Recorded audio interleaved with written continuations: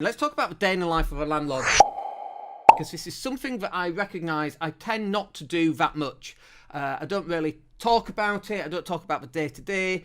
So like yesterday we had a really busy day. We've got stuff going on. I woke up to a very exciting email this morning, which just pissed me off, which I'm going to talk about now. So we've got a couple of things we're going to talk about on this one. So for example, we've got a tenant right now who's not paying rent. And you can generally, when a tenant doesn't pay rent, it's not generally that they stop paying, and that's it, nothing else. You can see them falling into the abyss. And so it's, the rent comes in and it's £100 short one month, and then it's £200 short, and then it's £300 short, and then they catch up, and then it's £100 short, and then it's £200 short, and then it's £300 short, and then they catch up. Now, when you see that happening, I can pretty much, with about an 80% certainty, let you know that that tenant is going to miss rental payments, and you should actually issue. I actually think from this point onwards, we're going to actually issue when we see tenants doing this form of behaviour, because we know what's coming. And it happens all the time. Like, I would say 80, 90%, quite frankly. But we know that this tenant is then going to default on their rent. So anyway, so we've issued eviction notice, Section 8, for being more than 2 months in arrears.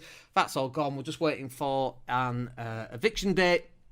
And then in addition to that, because this guy, and by the way, that cost me £1,000 to do that. So we had to pay out, first of all, for Section 8, which is like 70 quid or something. And then we had to pay out £1,000 for the solicitor and for a court date. And so instead of money coming in, it's now money going out to actually evict this tenant. And it's like, what do? Do you not evict and then not get paid? Or do you just have to bite the cherry? I don't know what that phrase is. You have to bite the whatever it is, and spend the money to evict this tenant. So we're now waiting for an eviction date, well, a court date. Not even an eviction date. We're waiting for a court date. Yet more costs on that once that happens. But in the meantime, what we've actually done as well, at the same time as evicting and waiting for a court date, we've actually issued a money claim online for the missed rent and for the £1,000 worth of costs. Now, what happens is that sometimes we don't get this money back, and we never get this money back, but it's worth doing because it gives them 14 days to put in a response to the judge to explain why they haven't paid. And then after that, I can request a judgment. Now, they, on the very last day of those 14 days, can request, at any point, they can request further time. But on the last day of those 14 days, they then requested another 14 days. So we have to wait another 14 days.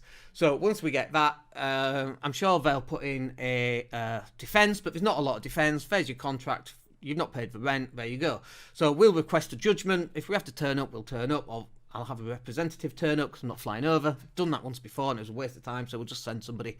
It's cheaper, faster, quicker, easier, and so on. And then we'll get money claim online. And then what happens is we move it up to the High Court, and then we instruct bailiffs. And that's basically the eviction process all the way through. Very, very rare do we actually get to court. Usually the tenant has left by that point. And really that's all we want. If we can get the tenant out, we'll deal with chasing the money up later on. We might wait 5 years, because you've got up to 6 years to chase the debt. So we might wait 5 years, and then in 5 years' time, do a location search on them, and then send bailiffs in 5 years when they've forgotten about the fact that they owe always, thousands of pounds, and a bailiff turns up at the door ready to take their car or whatever, because they've forgotten about it and moved on. But I've not forgotten about it, because I'm like an orca whale, where somebody owes me money, I'm like, oh, you owe me money, we will be after you. And that's just the process that we have.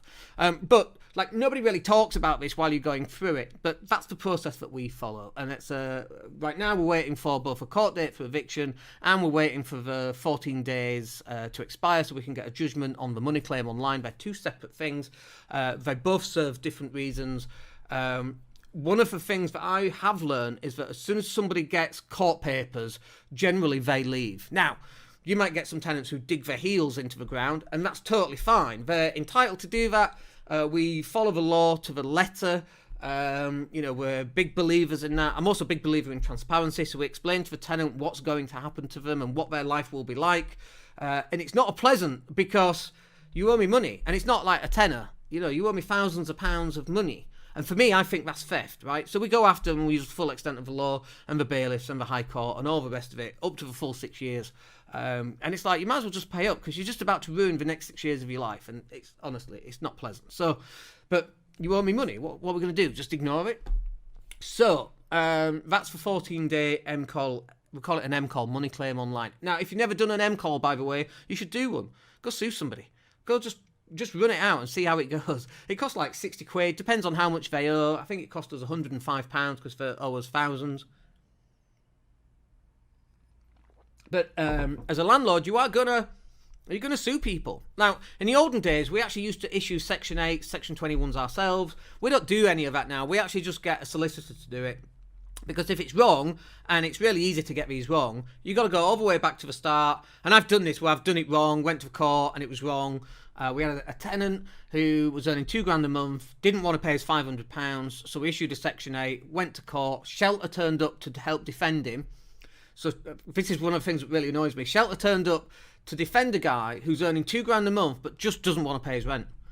And Shelter turned up to defend him. Now, we got something wrong on the Section 8, so we got thrown out of court. And I flew over for that one. That's why I just don't bother doing that now. So that's fine. Good learning lesson. When I used to own my lettings agency, I got one of my team members to do it, and they've been on all the courses. And I'm useless at filling in forms. Bloody hate forms. I've still got these bloody forms on my desk that I've got to fill in for this bloody junior pension. But I'm dreadful at it, right? So now, from that experience, we just send it over to the solicitors. It costs us 80 quid. And it's like, oh, just do it. Just do it. At least it's right. 80 quid's the cost of my return flight, let alone hotels.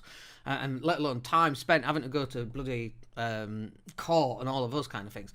But we are quite litigious these days. I don't mind being litigious. I've lived in family court for 12 years. I was there in a corner with my sleeping bag because we was there so often. We're not fussed about that. But if you've never done court before, it's really nerve-wracking. You go into a waiting room and everything's grey, and there's even the clouds following people around are grey. It's one of the most depressing places on the planet is a courtroom waiting room. But if you've never done it, you should experience it, because this is about you getting a world of experience. What else happened? So this morning we woke up to legal threats from a management company. At the moment, obviously, everyone's aware of Grenfell, which was the big fire in London because the cladding was of unsafe material. So we've got some works going ahead in an apartment I own, and they've got it's actually not cladding, it's actually to do with terraces, not made of wood, but terraces that have concrete on. It's all got to come up, and it's all got to be resolved because the stuff that's underneath it is unsafe. It's in breach of latest fire regulations. So anyway, I get an email this morning from the management company saying that I've told the tenant not to allow them access. Now, obviously, I wouldn't do such a thing, and I've explained to them that's not the case. But they've also said that if that tenant doesn't provide access, they will have to sue me, and costs are in the region of £10,000 to £15,000. They can't sue the tenant because their contract is with me. My contract is with the tenant. So what happens is they sue me and I have to sue the tenant. So needless to say, I've sent the tenant a rather direct WhatsApp this morning, knowing that it's early morning, because I woke up and pissed off. They should wake up and be pissed off. Basically saying, you need to do this. If not, I'm going to sue you. Plus, you're going to be evicted. Blah, blah, blah, blah, blah. So hopefully we can get that sorted. But this kind of thing happens. And it's not the management agency's fault. They have to send me that letter. They need to let me know what the consequences are should this tenant not provide access. And the reason why the tenant has to provide access is it's necessary, it's urgent, and it's fire safety, as we all know what's going on with fire safety right now.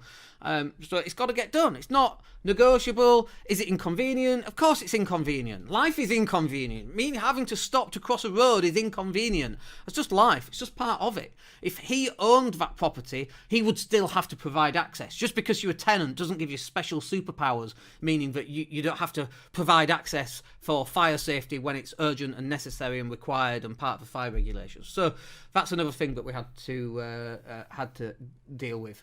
And then also on this, like HMO, we've got problems with HMOs. Now, one of the problems with HMOs, and we're actually removing some of our HMOs, by the way, because we have 4 tenants. We only do the mini-mos, never the full 6-7 people. We only put 4 people into a HMO. But what happens is there's always one scruffy bastard, right? So, and they never admit it. Oh, it's not me, it's someone else, it's someone else, it's someone else. And even worse is if you get 2 scruffy people, they never do the washing up. Oh, it's not me, I always do mine. It's them. And it's like, oh, do you know what? How about this? How about we just evict everybody? How about we just do that? Because I'm just at the point now, and maybe it's an age thing. I turned 50 this year. Maybe I'm like, oh, do you know, fuck this. I can't be bothered with this. How about this? How about we just evict everybody and off you go? And go live somewhere else. So we sent the cleaner in. The cleaner did an amazing job on Sunday. And then we went in yesterday to prepare the house for a viewing. Pots and pans everywhere. The hob's filthy. And I'm like, come on, guys, for God's sake. So needless to say, in the WhatsApp group, I've put some very direct comments in there as well. And if people want to leave, that's fine. Just leave. It's not a problem. We'll put different tenants in, but hopefully can keep the place nice and tidy. But it's like, you know what? How about we just get rid of HMOs? I know HMOs is what everybody wants. But unfortunately, with a HMO, like, what do you want? Do you want one family unit as a tenant? One tenancy agreement? Or do you want 4 different idiots? None can wash up. None can, take the washing out of the washer dryer. They leave it in there so somebody else has to come and take it out. They leave the pots and pans. Oh, I'll do it tomorrow. No, how about you do it after you've eaten? We went into the bathroom. Toothbrushes are there. Hair gels, razor blades, shaving cream. We remove it all. There were no personal items allowed in communal areas. You take your toilet roll with you, you take your toothbrush with you, and you put it back in your room when you're done. That's how you should be doing it. Anything that gets left, because we don't want clutter, it should be nice and clean, ready for the next person. That's how we do it. And the other thing is, if you allow personal items into the bathroom and allow them to stay there, they stay there and then they're used. And then more come, and then they stay there, and they're used, and you end up with 28 different bottles of shampoo, all empty, because the lazy bastards can't put them in the bin outside. Which then leads me to the kitchen bin, just overflown, bags next to it. I'm like, guys, there's an empty bin upstairs. You know, the bin that the bin men come and take, so you take your bag out of the bin in the kitchen, and then you put it upstairs, and you put it in the big bin. Like, you're 34. Why do I have to explain to you why or how a bin works? It's crazy. So it's like, look, do I want just one tenant, one family unit, or do I want 4 people who are incapable of emptying bins? And so that's where we're heading.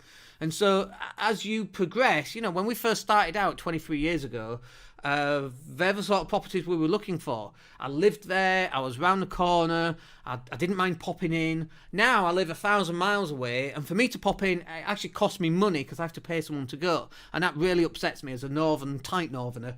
Me having to pay anybody a couple of pounds, more than a couple of pounds. If I have to pay any money per hour, I want to get a return on that money. Why am I spending this money? I want to know. But as I get older, it upsets me more and more. And now I don't need that cash as much. So it's like, how about we just convert this back over? There is another issue, of course. And that other issue is that, like on one place, we spend £304 a month on energy. And obviously, energy prices are increasing by 50%. That's an extra 150 quid. Now, I don't know why the energy is so high to begin with. Obviously, what tenants do is they turn the boiler up full, and then when they want to cool down, they open a window. Even in summer, the boiler's always on full. So we're installing the beehive. Is it hive? Beehive? So we can actually control that. But it kind of upsets me because I don't want to be a landlord that comes in and dictates, oh, you're 1 degree higher. I mean, I'm sure we won't be as bad as that.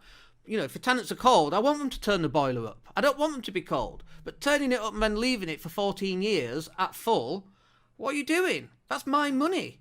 And so it just upsets me. So anyway, we are removing most of our HMOs. And I think that'll do us for day in the life of a landlord. There's other stuff that happens on a weekly basis, and I think we'll make this part of a regular part of the Property Cashflow show, just to give people an insight into how this stuff actually works in the real life. Now, also, I live 1,000 miles away, so it's not like it's me going round, and so maybe next week I'll talk about how do we manage it living 1,000 miles away, because actually that's quite important.